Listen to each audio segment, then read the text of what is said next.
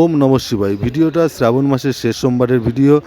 দেখতে পাচ্ছেন আমি ভোলেনাথকে পরিষ্কার করছি। আমার মন চাইছে না পরিষ্কার করতে, কারণ ভক্তরা সুন্দরভাবে পুজো দিয়েছেন এবং সুন্দরভাবে সাজিয়েছেন ভোলেনাথকে ফুল ফল দিয়ে।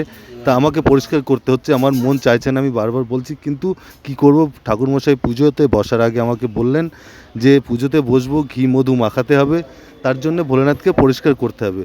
তা আমাকে বললেন, আমি ওই জন্য পরিষ্কার করছি।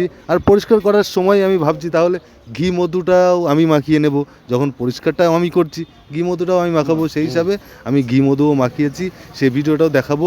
তো আমি এটাই বলবো যে ভোলেনাথের কাছে আমি সবসময় চাইবো যে ভোলেনাথ সবার মনোকামনা পূর্ণ করো, সবাইকে ভালো রেখো।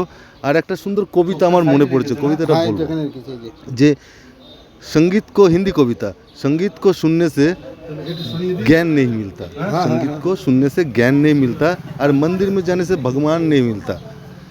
पत्थर को तो इसलिए पूजते हैं लोग, पत्थर को तो इसीलिए पूजते हैं लोग क्योंकि भरोसा लायक इंसान नहीं मिलता, भरोसा लायक इंसान नहीं मिलता। ओम नमः शिवाय।